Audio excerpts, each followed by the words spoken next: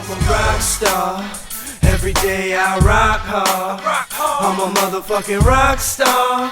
Every day I rock hard. I'm a rock star. Hi Rockstars, I'm Aly, your Rockstar Bar Girl, and I am coming to you today with a video on a pretty difficult topic. Actually, my next two videos are going to be on some pretty tough topics. I've gotten some emails and some comment questions from you guys that I really want to address, so stay tuned. So, the first issue that I wanted to talk to you guys about is sexual harassment in the hospitality industry. And this is a tricky one because bars and restaurants aren't necessarily like corporate environments, right, where there are human resources departments and somebody really monitoring to make sure that people are using the right words and phrases and using the right behavior when engaging with each other. Each restaurant kind of stands alone. Every bar or restaurant, for the most part, has a sexual harassment policy that is typically posted. Some government agency requires your employer to post about sexual harassment. Those things will usually be posted somewhere around the bar, or perhaps if you receive a training manual, there will be something in there about sexual harassment.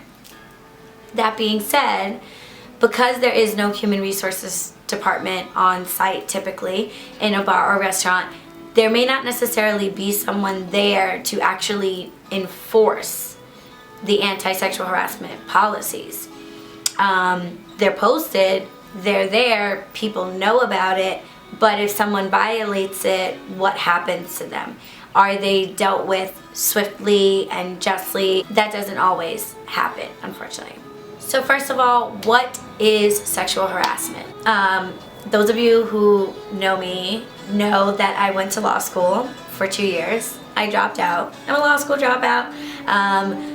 So this is not legal advice. Nothing that I ever say or ever give is legal advice, okay? Do not go, do something drastic based on my advice. Talk to an attorney if you have a true, legal issue. That being said, there were a couple of things that I learned, and one of them is what sexual harassment is, and there are two types of sexual harassment. The first is called quid pro quo sexual harassment. Usually happens between a superior and an inferior in a workplace, but it doesn't have to be. The term quid pro quo in Latin simply means this for that. So it's the type of sexual harassment where someone says, I'll give you the schedule you want if you hook up with me, or I'll promote you. It's an exchange type of thing that involves some sexual inappropriateness. The other type of sexual harassment is called hostile work environment. Usually this is used to describe sexual harassment that occurs between coworkers who are on the same level, but again, not necessarily. But hostile work environment basically covers those instances where somebody or a group of people are doing things to you in a sexually inappropriate way that makes coming to work unbearable. So they may not have power over your schedule or over your job, but they make you basically not want to come to work and get your job done, or not be able to function properly while you are at work. So this can take a lot of different forms. It could be, that jerk at work that keeps brushing up against you inappropriately when he passes by, or it could be a group of employees bullying and harassing you because you don't conform to their gender expectations. So hostile work environment like sexual harassment covers a lot more behavior. So those are the two types of sexual harassment that you could experience. Both of them are illegal. Both of them are actionable, meaning you could file suit against the individuals and or your employer for allowing either type to occur. Okay, so now that we've covered what sexual harassment is, what do you do if you are experiencing it? First of all, if you are watching this video and you are experiencing sexual harassment at your workplace, the first thing that I want to say is sorry, because you should not be experiencing that ever, ever, ever. It is in no way your fault. Nothing that you have done, said, or worn has made that person be inappropriate towards you. And you have every right to make sure that it stops and that whoever is doing it is punished appropriately. Once you accept that, now you've got to tackle the really difficult question of what the hell do you do about it? If the owner of the establishment that you've gotten a job is the person who is sexually harassing you, then obviously this is the hardest type of situation, because who do you go and complain to about them when they're the head honcho? In that case, and I hate to even give this as advice because you shouldn't have to, but in this case, your best bet will probably be to leave that job. It is unlikely that you are the first person that this owner has been inappropriate with. It is more likely that they use their status and their power in the bar or restaurant to force sexual interactions with plenty of staff members. If you ask around, you probably won't be the only one. The easiest thing to do will probably be to just leave. I have the type of personality where just thinking of that really pisses me the fuck off, because when I'm right about something, it is really hard for me to walk away and be the person who has to pick up the pieces while that person just lives happy. So you have to go and do the hard work of finding another job and making sure that you're financially taken care of while this person gets to continue to be the jerk that they are. I hate that, I hate that, I hate that.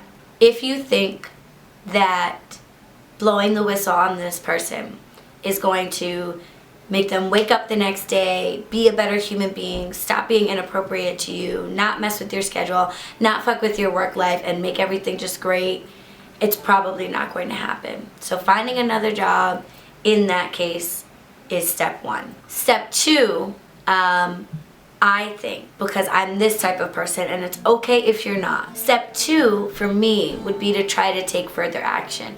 Just because I think people like that get away with what they do for way too long because people don't speak up about it. They just go their own way and get out of the situation. But if you are out there and you are not that person, you want to go and call the Department of Labor and speak to them about what steps can be done legally to file a formal type of complaint. Once you get that information from them and they tell you what your next step should be aware that you might need to get an attorney. Every case is a separate case, but that is a possibility. If you have been sexually assaulted by that employer, you can also decide to file criminal charges against them. Assault is a very broad term. It covers really anytime anyone puts you in a state of fear or apprehension of bodily harm. If you feel like you have actually been sexually assaulted, then go to the police and file a report. Alright, what do you do if the person who is harassing you is not your employer? They are a coworker, perhaps a manager even, but basically somebody who has a superior. What do you do then? Well, that one is a little bit more straightforward because obviously you're going to go to that superior. So if it's a fellow bartender that's doing it, then you would go to your manager. If it's a manager, then you would go to maybe the general manager or the owner, what have you. But you want to go to whoever is a superior to this individual and let them know what happened. Now, when you work in a bar or restaurant that is a little bit more corporate, they have a written training manual, they have a general manager, they have more of a corporate structure, then there's typically a written policy about how these complaints will be handled. Not every bar or restaurant is corporate in its structure. A lot of places are mom and pop, and they handle situations as best they can as they come up. So your bar or restaurant might not have like a real clear plan of action of what to do when something like this happens. Step number one is to go to a supervisor, and if it's not a corporate environment, I would go to a supervisor with a coworker. I wouldn't go alone. I wouldn't have that conversation by myself. You want there to be a neutral third party there to witness everything that is said, so that there are no questions about how the situation was handled. So I would bring a coworker, and I'd be clear about why I'm bringing my coworker. Hey Bob, can I sit down and talk to you? I'm bringing Shirley with me because this is a serious issue and I want to make sure there's a witness. Bob should totally understand that. So you would go to them, and then you would follow whatever steps were necessary through the company in terms of handling those things.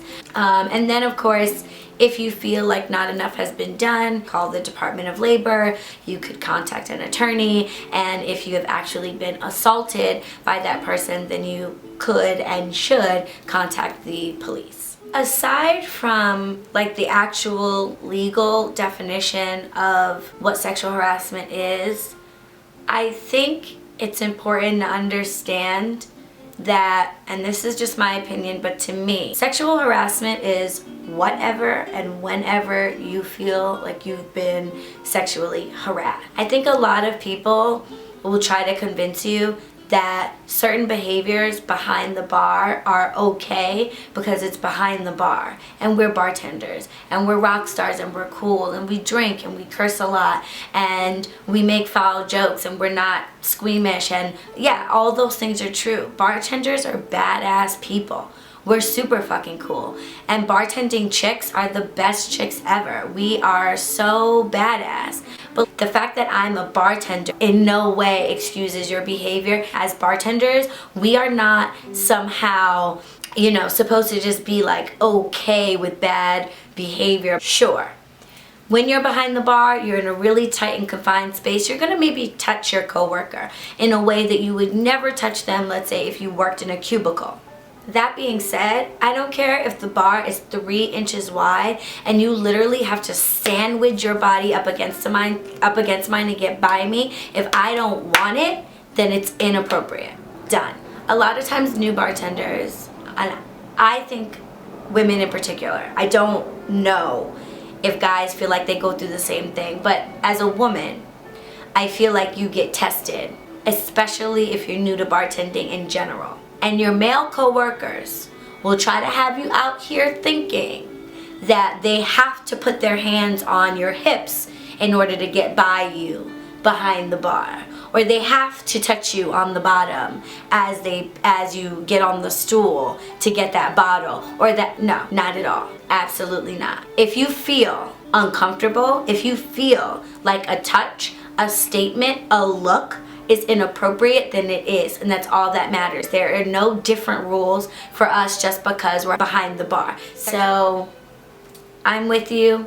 The spirit of many, many, many kick-ass, bomb-ass, rock star-ass bartenders are with you. We don't tolerate that shit. Neither should you. If you have any questions at all about this topic, leave me a comment below. DM me, because of course you're all following me online at Rockstar_bargirl on Instagram. Definitely, if you found this video useful in any way, please like it. Of course, subscribe so that you know when I post videos, because it's not always regularly. So make sure that you subscribe, and I will check you guys in the next video. Bye, Rockstars.